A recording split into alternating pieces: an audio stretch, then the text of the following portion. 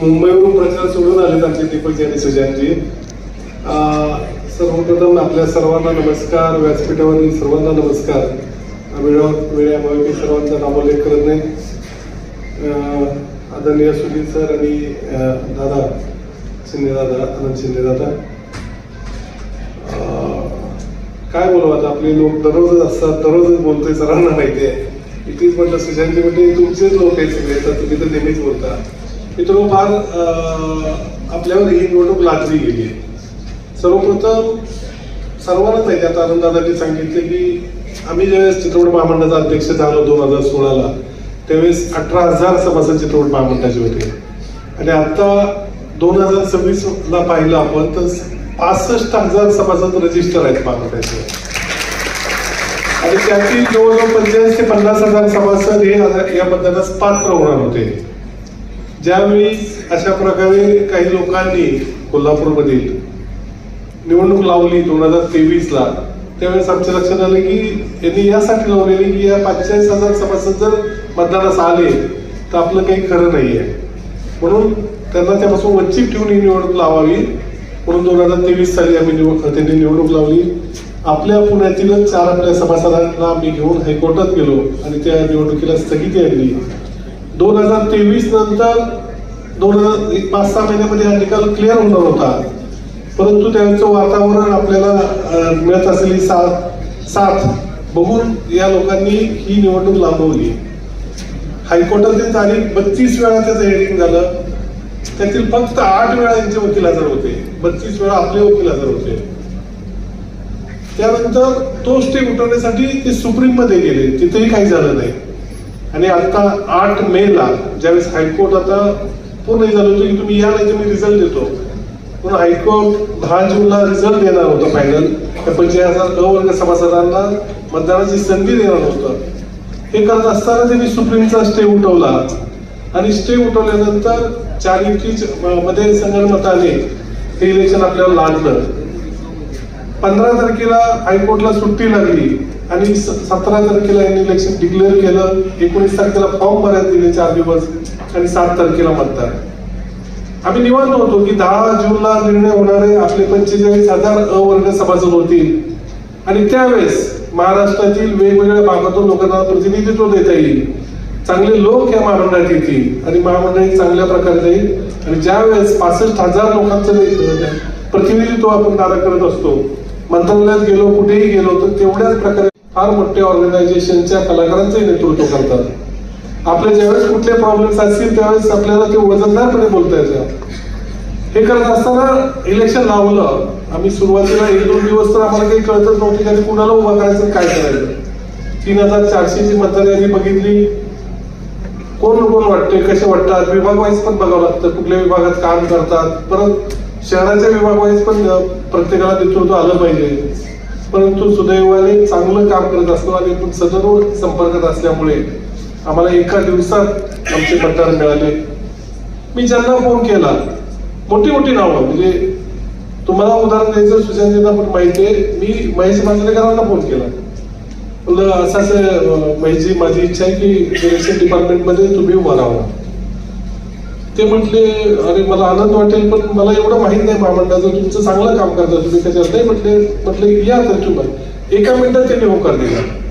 एवढे चांगले लोक, म्हणजे बरं वाटलं. पण दुर्दैव असं होतं ज्यावेळेस आम्ही मतदार यादी बघितली त्यांचं नावच येत नव्हतं. अशा प्रकारे बऱ्याच जणांची नावं कट केली गेली. हे मोठा कट आहे, हे इलेक्शन मध्ये मोठा कट आहे, जेणेकरून पुढचे 5 वर्ष ताब्यात घ्यायची. आणि आपण जी मागच्या 10 वर्षामध्ये, मित्रांनो सांगतो, 52 वर्षामध्ये ज्यावेळेस मी अध्यक्ष झालो त्यावेळेस चित्रपट महामंडळाचे फक्त 2 कोटी एफडी होती आम्ही ताब्यात घेताना. आणि आता 2026 पर्यंत आम्ही 12 ते 15 कोटीची एफडी केली. ही मोठी अचिव्हमेंट आहे. कुठले गव्हर्नमेंटकडनं पैसे घेतले असे नाही, आम्ही मोठे इव्हेंट्स केले, त्यातून पैसे जमा केले. आपल्या विश्वासावर, आपल्या शब्दावर लोकविश्वासाने सभासद झाले. चित्रपट महामंडळ फक्त पुणे, मुंबई, कोल्हापूर पुरतं होतं, ते आम्ही संपूर्ण महाराष्ट्रामध्ये नेलं. विदर्भ असेल, मराठवाडा असेल, 50 वर्ष त्यांची मागणी होती की आम्हाला ऑफिस मिळावं, आम्हाला कुठेतरी मुख्य प्रवाहात घ्यावं. त्यांना सर्वप्रथम आम्ही औरंगाबाद, बीड, नागपूर असेल, कोकणवासियांना कधी प्रतिनिधित्व मिळणार, सावंतवाडी असेल, आपल्या जवळच्या कोल्हापूर आणि पुण्याच्या मध्ये साताराची मागणी होती, साताराचं ऑफिस असेल असे आम्ही ऑफिसेस उघडले. बरंच आम्ही काम केलेलं आहे. लोक विचारतात की यांनी काय केलं, सांगण्यासारखे एवढे की दिवस होणार नाही. आपल्याला जे पॅम्पलेट दिलेले त्याचे डिजिटल पण मिळतील, लोकांपर्यंत पोहोचवा आम्ही काय केलंय आणि केलेलं दाखवलंय. जे आम्ही पैसे जमा केले ते महामंडळाच्या अकाउंटमध्ये केले. मी ज्या ज्या संस्थेच्या 7-8 संस्थेचं नेतृत्व करतो, कधी माझी संस्था मोठी केली नाही. चित्रपट महामंडळ असेल, नाट्य परिषद असेल, बालगंधर्व परिवार असेल, अशा अनेक संस्था आम्ही मोठ्या केल्या. कारण कलाकार जगला, कलाकारांना गरज आहे. आज आमच्या पाठीमागे हे चांगलं काम बघून आदरणीय सांस्कृतिक मंत्री शेलार साहेब, उद्योग मंत्री उदय सामंत साहेब, नंतर पुण्याचे चंद्रकांत दादा पाटील, आदरणीय राजेशजी पांडे, खासदार मुरलीधर मोहोळ आणि महाराष्ट्रातले तमाम नेते स्वतःहून उभे म्हणजे इलेक्शनसाठी आमच्या पाठीचे नाहीत. तर तुम्ही स्थिर संचालक मंडळ द्या, महामंडळाला काय पाहिजे ते आम्ही देतो, एवढी त्यांनी ग्वाही दिली. मुरली अण्णांनी सांगितलं, मेघराजी तुम्ही चांगले लोक निवडा, महामंडळ व्यवस्थित करा, तुमचे लोक आल्यानंतर केंद्र शासनाच्या ज्या ज्या फॅसिलिटी आहेत त्या आपण पॉझिटिव्हली या महामंडळाच्या सभासदांसाठी करू, कलाकारांची यातून सर्व मदत करू. चंद्रकांत दादा असतील, आपल्या कलाकारांच्या सर्व पाठीचे आहेच. आज प्रवीणजी तंडे येणार होते, आपले पिट्याबाई रमेश परदेशी, तो सुद्धा सारखे टच मध्ये होते की हे आयोजन करण्यामध्ये त्यांचंही फार आम्हाला मदत झालेली आहे. कारण आता ही वेळ होती पुणेकरांनी एक येण्याची, सर्वच जण आपल्या पाठीशी. त्यांनी भरपूर प्रयत्न केला की पुण्यामध्ये फूट पडावी, काहीतरी व्हावं, हे करावं ते करावं. एक उमेदवार त्यांना मिळाला, एक अपक्ष आहेत ते आपलेच उभा राहून ते आम्ही काही कोणाला काही बोललो नाही. एक बुट्टे म्हणून साऊंड मध्ये तो सुद्धा मागे लागला होता की मी माघार घेतो म्हणलं राहून दे बाबा, असं नको. आजकाल आता आमचे एवढे आरोप येतात की आम्ही फॉर्म भरून देत नाही, परंतु कुणी माघार घेतली तरी प्रॉब्लेम आहे, आम्ही 5-5 हजार वाटतोय. म्हणलं हे नाही, मला द्यायची गरज नाही, मी लोक जोडलेले, ते माझे लोक आहेत, माझ्या घरचे लोक आहेत, ते तुम्ही मला पैशाची गरज पडणार. मित्र, यासाठी कला ही राजाशिवाय चालत नाही.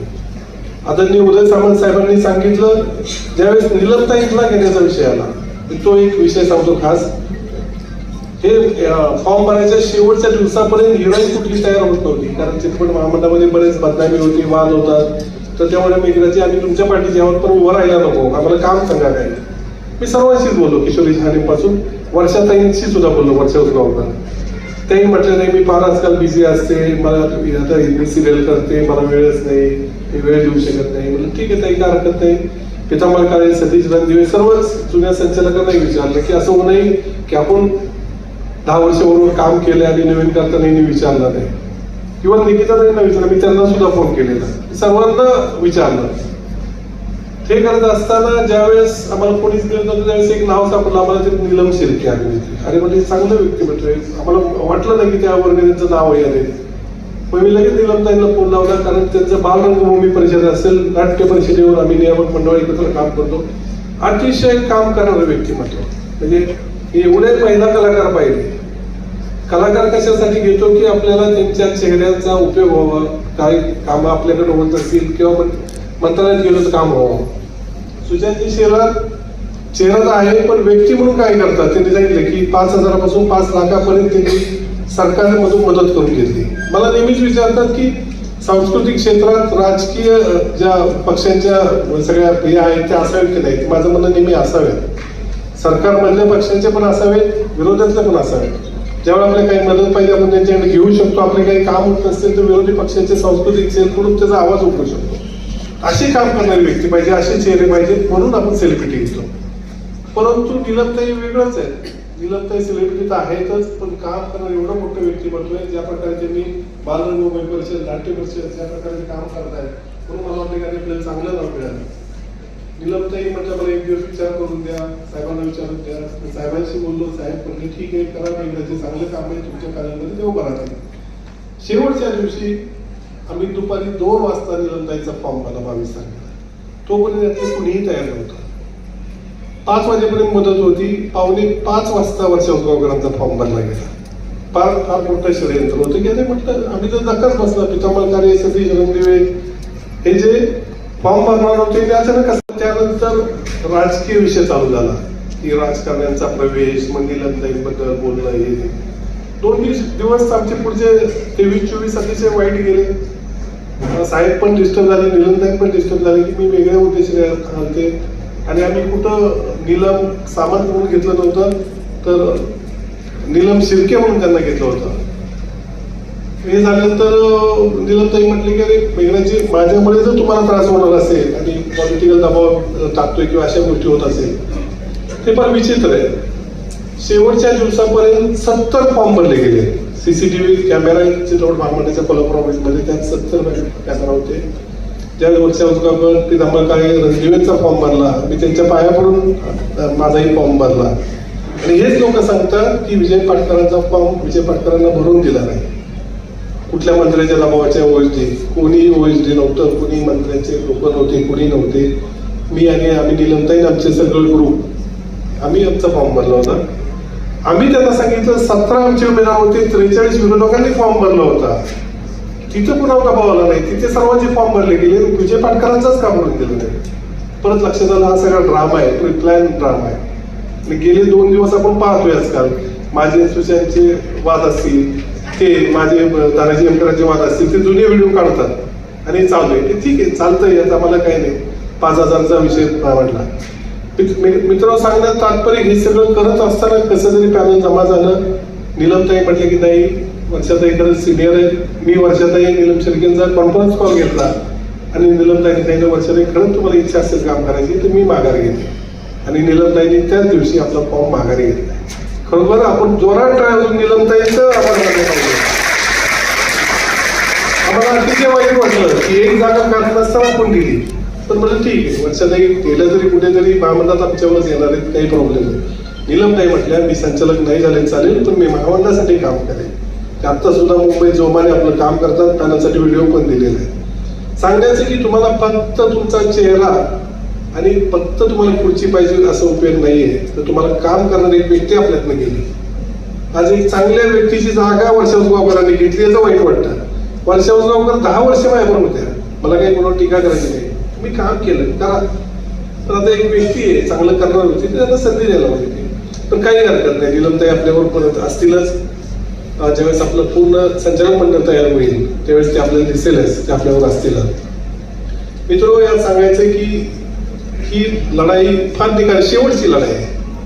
कारण पुढचं इलेक्शन हे आपलं इलेक्शन आहे. आपले 50,000 असणार आहे. आपण ठरवलं ते होणार आहे. नवोदिताला चान्स होईल. विदर्भ, मराठवाडा, कोकणाच्या लोकांना आपण संधी देऊ. आता निर्माते 2 पुढचे 3 होतील.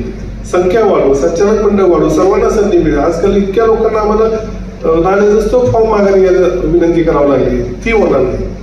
आणि बरेच महामंडळाचे आमचे प्लॅन्स आहेत की आता मी पाहिले की पुढच्या आम्हाला पंचवर्षामध्ये काय करायचं. आणि सर्वात मोठं की प्रचंड प्रमाणात राजाश्रय आपल्या पाठीशी आहे. त्यात प्रामुख्याने मला कलाकारांचं आरोग्य, कलाकारांसाठी घरांची व्यवस्था. जर आपण फक्त महाराष्ट्रातल्या काही शासन आपल्याला एखादा प्लॉट देईल, त्या जागेवर आपल्या एक कलानगरी असावी, सर्वांना घर मिळावं, कलाकारांचं आरोग्य असेल. चित्रपट निर्मात्यांचे जे प्रॉब्लेम बघायचे सर्वांनी सांगितले की चित्रपट गृह बनवले, सुशांतजींनी सांगितले. अनेक प्लॅन्स आमचे आहेत, पॉझिटिव्ह प्लॅन्स आहेत. प्रत्येक डिपार्टमेंटमध्ये काम करणारा माणूस आहे. आता आनंदादांनी सांगितलं 1988 सभासद आहेत. 60-65 वर्ष झाली महामंडळाला. कुणाला आठवण आली नाही की आनंदादांसारख्या एवढ्या मोठ्या माणसाला आपल्यात घेतलं पाहिजे. फार मोठं प्रयत्न असतो की मी म्हटलं की दादा येतील का, दादानी यावं, तुम्ही मोठा. कारण गायन संगीत हा विभाग फार मोठा विभाग आहे. हजारो लोक आपले सभासद आहेत, त्यांचं नेतृत्व करणार कोणी नाही. हा दादांसारखा आवाज आहे. दादांना कुठे गेलं म्हटलं, पुढे घेऊन गेलं तर कुठल्या मंत्र्यांची ताकद नाही दादांना नाही म्हणायची.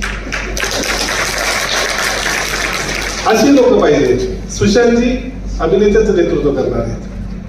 वर्षा उसगावकर असतील संचालक म्हणून, आता बिनविरोध आल्यात म्हणजे असतानाच आमच्यावर काम करू न करू, पण आम्ही अभिनेत्रींचं काम करू. सुशांतजी दोन्ही डिपार्टमेंट सांभाळत तुम्हाला पुढे. तर अशी लोक निवडलेले. आज दीपक कर्माचं जर मुंबईत तुम्ही बघा, 20 चित्रपटाचं डिरेक्शन केलेलं माणूस, एवढं तो 20 चित्रपट काढलेले. आणि त्यांची ख्याती आता आहे की फार नावाची घेतलेली नाहीत कधीच. अनेक त्यातले 90% कलावंत हे नवीन त्यांनी केले. याबद्दल दीपकजींचं खरंच आपण नेहमीच बोलतो की नवोदिताला काय सुनीलजी माझं माझ्याबरोबर निर्माते, आपण ते इतक्या वर्ष ओळखता. अख्ख्या महाराष्ट्रामध्ये वेगवेगळ्या संघटनेमध्ये काम करणारे व्यक्तिमत्व, अनुभवी व्यक्तिमत्व की जे आमचे काही गोष्टी चुकल्यात आमचे कान धरू शकतात. दादा आहेत, कान धरू शकतात. सिनियर राजकाजी सर जे लेखक डिपार्टमेंट मधले तेही तेवढे सिनियर आहेत. ते आम्ही सिनियर आणि नवीन टीम याचे केलेले आहे. अजित शिरोळे सर पुण्यातनं डिरेक्शन मध्ये त्यांनी जवळ 15-16 चित्रपट केले आणि जणांना काम दिले. अशी लोक आम्ही आज निवडलेले आहेत. हे करत असताना पुणे हा फार महत्वाचा पार्ट आहे. 800 मतदार आहेत आपले पुण्यातले. कोल्हापूरमध्ये 300च मतदार आहेत. तरी आम्ही कोल्हापूरला अन्याय होऊन दिला नाही. ज्यावेळेस तिथे 300 मतदानामध्ये सुद्धा आम्ही 4 सीट कोल्हापूरला गेले. 150-200 सातारामध्ये, तिथं सुद्धा सातारचं एक नेतृत्व पाहिजे म्हणून आमचे वासू पाटील म्हणून सातारचे आम्ही दिले. मुंबई जे 1215ची सर्व इंडस्ट्री मुंबईवर आहे, तिथं महत्वाचं काम झालं पाहिजे. सुजातजींना सांगा, वर्षावर पकडून आम्ही 8 जण मुंबईमध्ये दिले. आम्ही कधीच म्हटलं नाही, कारण निर्णय हे पुण्यातून होतो. हे इलेक्शन सुद्धा पुणेकर घडवणार आहे. यावर्षी आम्ही 40 केले आमच्या. हे धनाजी अंकर कोल्हापूर, वासू पाटील सातारा, मेघराज आणि सुशांतजी शेलार ह्यात आमची एक पेट लागलेली आहे. सगळ्या पेट्या वेगळ्या मोजायच्या. हा, कुणाचं कुठले आहेत किती. मी म्हटलं इथं जेवढं मतदान होईल त्यातलं 95% मतदान नाही मिळालं तर मी परत म्हणणार नाही कुणाचं नाव करणार. आणि आम्ही सुनील माझं ते 40 घेतलेलं आहे. तर मी थोडं जास्त बोलणार नाही. सगळे विजन आमचे काय दिलेले. तुम्ही मला नेहमीच भावासारखे माझ्या पाठीशी आहात. वडिलांसारखे आशीर्वाद दिलेले आहेत मला पाठीशी. तर असंच राहा. हे 2 दिवस फार महत्वाचे. बऱ्याच अफवा होणार आहेत, गैरसमज होणार आहेत, काही आरोप होणार आहेत, सगळे होणार आहेत. पण आपण घाबरायचं नाही. रविवारी मला आपण सर्वांना तिथं उभा केले. त्यांनी मुद्दा केला. विजय पाटकरांचा मुलगा सुद्धा येणार आहे. सगळी मुंबई सोडून कोल्हापूर सोडून पुण्यात काय कारण आपल्याला घाबरलंय. त्यांना माहिती 1 साइड होणार आहे. तिथं 5-10 मतं तरी मिळतील. एक सुद्धा मत मिळून द्यायचं नाही. कारण हे खोटे चेहरे आहेत. काम करणारा चेहरा सुशांत शेलार आहे. अशी व्यक्ती पाहिजे. सेलिब्रिटी आपण त्यांना सेलिब्रिटी म्हणतो. आपण नाही का सेलिब्रिटी. आम्ही पडद्यावर नसलं माझ्यावर पण फोटो काढतात ना. आम्ही वाईट त्याला हिरो हिरोईन पाहिजे असं काही नाही.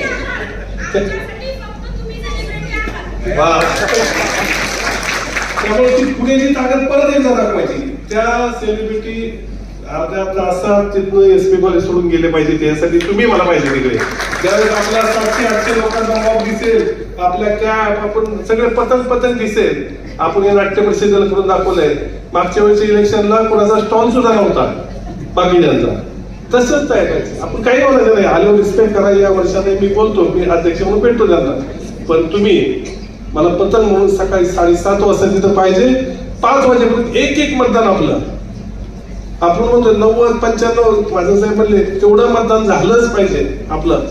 ठीक बाबा होत असतात काय असतात कमी होतं, पण तेवढं मतदान झालं पाहिजे. आणि त्यातलं 99% मतदान आपल्याला झालंय. आणि पॅनल टू पॅनल झालं पाहिजे. तर मला दीपकजींना आणि सुशांतजींना, धनाजी असतील कोल्हापूर, सातारा सर्वांना दाखवायचे की आमचे पुणेकर ते 14चे 14 पतंगच मारणार. तिथे कुठलाही मतभेद करणार नाही. कुणालाही कळणार नाही की हा जवळचा आहे माझा एक याला देतो मी. मला किती जणांची बोलायचं तो देऊ नको. तू सर्व त्यांना दे. मला एकट्याला देऊ नको. ते द्यायचे तर 14 मतं द्यायचे. त्या का आम्ही तुमची मदत लागणार आहे. हे आपली 2 दिवस आता उद्या दुपारी. आज मी नवी मुंबईचा मेळावा केला. काल मुंबईचा मेळावा होता. मुंबईत होतो मी. दुपारून डायरेक्ट इथं आलेलो आहे. प्रचंड रिस्पॉन्स आहे. मुंबईमध्ये होमटाऊन म्हणतात पाटकर, त्यांनी मेळावा घेतला. 17 उमेदवार आणि पुढं 16 जण बसले. हे बाकी बरोबर आहे. टोटल 35.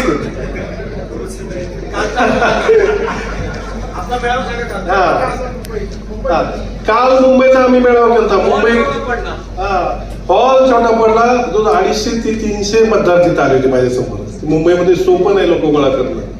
त्यांनी गोळा केला तर 32 लोक आले. सातारामध्ये त्यांनी केला. आपल्याला 115 मतदार आहे. त्यातले जवळजवळ 87 मतदार आणि त्यांनी दुसरीकडचे मतदार आलेले असे 200 लोक आपल्याला आले. त्यांनी मिटिंग बोलवली. 7 लोक होती सातारामध्ये. 7 लोक. कोल्हापूर जे बालेकिल्ला म्हणतात तिथले सगळे तथाकथित, परवा संध्याकाळी होता. मीडिया पण होती त्यावेळेस. मीडिया 350 लोक हजार होते. 350 कोल्हापूरमध्ये. आणि आज पुण्यामध्ये बघितलं 700 750 मतदानापेक्षा 800 850 लोक आमच्याकडे. एवढेच बाहेर आहेत, ठिकाणी बाहेर जाऊन बघा दीपकजी, एवढेच लोक बाहेर आहेत. एवढी ताकद आहे आमच्याकडे, सगळे आहे आणि जीवाची लोक आहेत. त्यामुळं पुण्यामधलं साथ मिळणार आहे.